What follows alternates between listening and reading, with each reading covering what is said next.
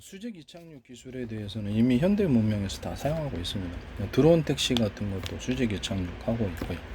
위그선도 어떻게 보면 그 수직 이착륙이죠.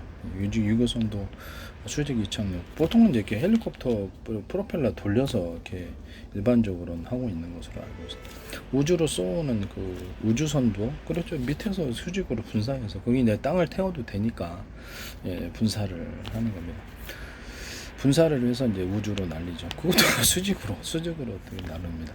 그래서 가능하다는 연료를 태워서 분사해서 가는 것도 다 가능하다라는 것을 알 수가 있습니다. 이렇게 뭐랄까 저기 동기부양조도 밑에서 압축 바람을 쏴가지고 이렇게 위로 뜨는 거거든요. 위거선도 그 원리를 갖고 있습니다. 지금 잠깐 제가 이렇게 F-35B가 수직 이착륙 하는데 헬리콥터 모드로 약간 살짝 전환하는 기술을 사용하고 있는 것 같은데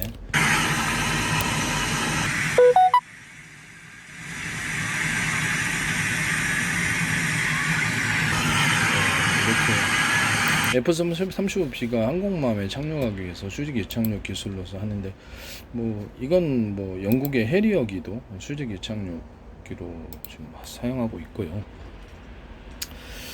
자, 좀 드론에 대해서 그다음에 이미 사용하고 있는 기술이에요. 이미 사용하고 있는데 프로펠러를 하느냐 아니면 다른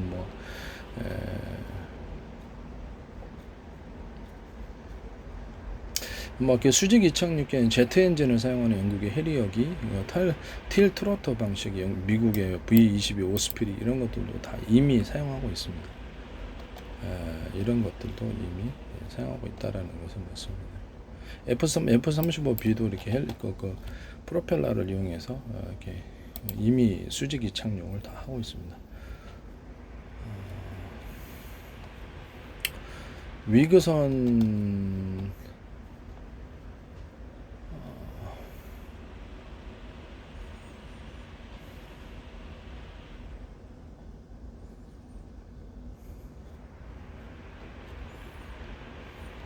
틸트로터 방식은 이렇게 프로펠러로 이렇게 하는 게 틸트로터 방식이고,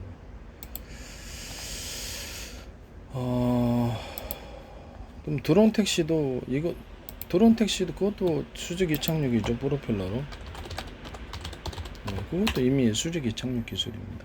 그다음 우주선 날릴 때도 이렇게 밑에서 분사를 불꽃을 이제 분사해서 그걸로 위로 뛰죠. 그것도 수직 이착륙입니다.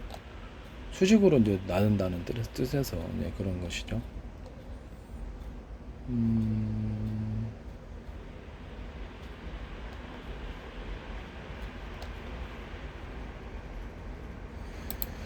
지금 2년 전부터도 드론 택시가 있는데 공상과학 영화에서 프로펠러 16개를 이용해 도심에서 수직 이착륙이 택시입니다. 프로펠러가 빨라진가 싶더니 어느새 가볍게 날아오릅니다.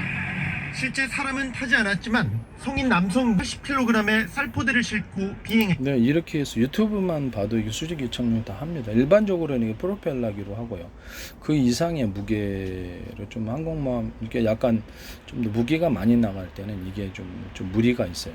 프로펠러를 좀 많이 달면 되는데 약간 그게 속도가 좀 문제가 생기고 비행기가 구조가 복잡해진다는 단점이 있습니다. 그래서 저는 이제 수직 이착륙에 대해서는 이제 여러 가지 그 방법 중에 하나를 제가 제시를 하는 건데, 일단 수직 이착륙은 지금 현재 하고 있다라는 것을 그것만 이제 개념만 말씀을 드리고 좀 이따 다른 동영상에서 수직 이착륙을 말씀드리겠습니다.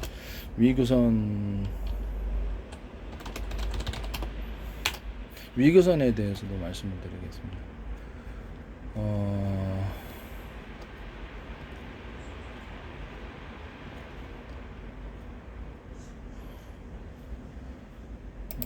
위그선의 원리를 제가 먼저 말씀을 드리죠.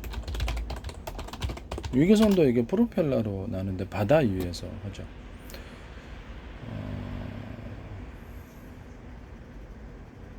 날개를 통해서 이렇게 움직이고 프로펠러를 동원해서 움직이는데 수면 위가 이제 지면과 같은 역할을 해서 밑으로 이제 그 압축 공기를 쏴도 괜찮아요. 압축 공기를 이제 싸가지고 하는 방식이 이제 제 방식이라는 것을 말씀. 위그선 같은 건 이제 압축 공기를 밑에다가 이렇게 싸가지고 양력을 비행기를 위로 띄우는 양력 또는 이렇게 사선으로 이렇게 분사를 해가지고 위그선을 앞으로 이렇게 비행체 무게를 위로 들면서 앞으로 띄우는 특유의 제 방식인 사선 분사. 프로펠러도 사선으로 분사하거나 압축 공기를 뒤로 이렇게 사선으로 분사해서 비행기의 무게를 좀 줄여주는 역할을 해요. 그래서 양력을 좀 더 양력과 추력을 동시에 나타내는 게 사선 분사거든요. 이것은 제 특유의 방식입니다.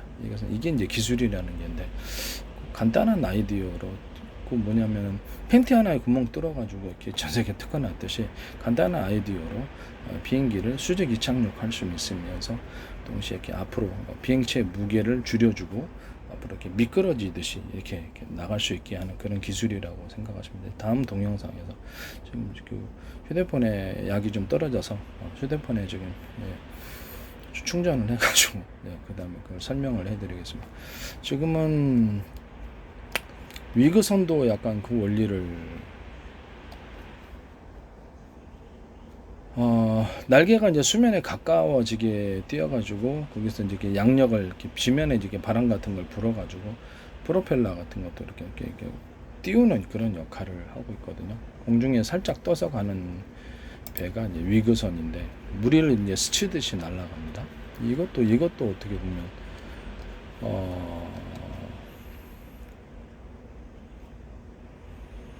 높은 고도까지 상승을 할 필요가 없고요. 그래서 연료비가 이렇게 상대적으로 적고, 그래서 그래서 이거를 이제 이것도 어떻게 보면 바다 위에 떠가지고 곧바로 이렇게 수직 이착륙을 할 수 있다는 점에서 수직 이착륙이라고 봐야죠.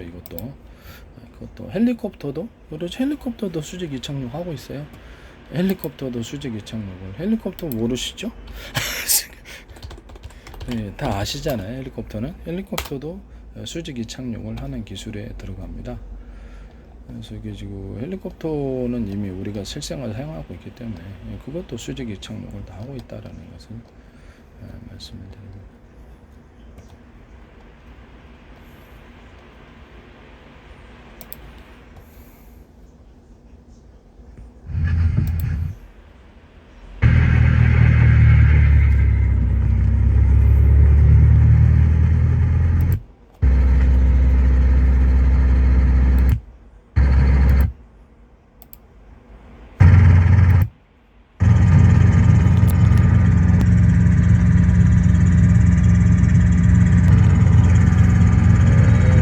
헬리콥터도 수직 이착륙 하고 있습니다. 수직 이착륙은 할 수 있어요.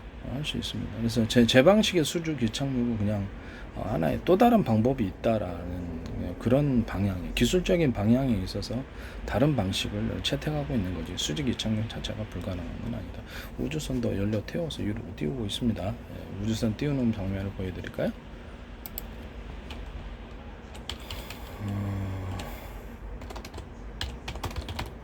우주선 발사, 누리호 발사를 자 보여드리겠습니다.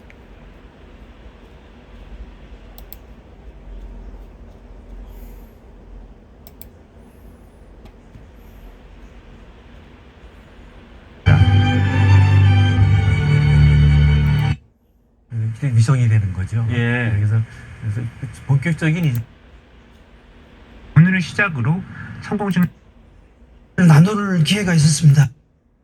하늘에서 데이터를 내려보내기 때문에 그렇죠. 그러니까 예. 그런 회사들도 마찬가지로 이제 그 기술 개발 스페이스라고 부르니 위협이 요즘 되게 문제가 되고요. 영화는 승리 후의 배경이 누리호도 되기도 이렇게 했죠. 여기에 대비해가지고 발사 전에 우주 물체와의 충돌 확률을 다 계산을 하게 되고요. 네. 이렇게 일정 8초를 비행한 뒤에 이렇게 수직 주어진 이착 물을 저건 묻는다. 누리호도 자, 수직으로 그러고 난 뒤에는 이렇게 열꽃을 불꽃 분사를 해서 위로 날르고 있습니다. 이미 사용하고 있는 기술이라는 것을 말씀을 드립니다. 네. 그리고 열차도 앞뒤로 움직이고 롤스로이스 앞뒤로 움직입니다. 열차도 현재 엔진만 그쪽으로 두면 되는 거죠. 그래서 제 방식의 어떤 비행체가 앞으로 가고 뒤로 가거나 또 아래로 가거나 위로 가고 거기다 이렇게 엔진 분사만 놓으면 간단한 아이디어인데 획기적이죠. 제 방식은 원래 이제 이 방식을 사용할 수 없었던 이유가 이게 블레이드라는 무게 때문에 그런 그 무게 때문에. 근데 저는 블레이드를 없애버리고 그냥 압축 공기로 대신해서 쏘고, 수소 산소가 이미 기체이기 때문에 거기다가 이렇게 압축 공기를 추가로 불어 넣어주면 충분한 어떤 물체를 이렇게 비행체를 위로 띄우는 비행이 가능하다라는 그런 원리에서 착안한 것이라는 것은 복잡한 것도 없어요. 제 기술은 대신 단순하면서도 획기적이죠. 모든 제 기술 다 거의 전부 다가 다 그렇습니다. 복잡한 게 없다. 복잡하게 하지 않습니다. 단순하면서도 획기적인 아이디어를 제시하고 있습니다.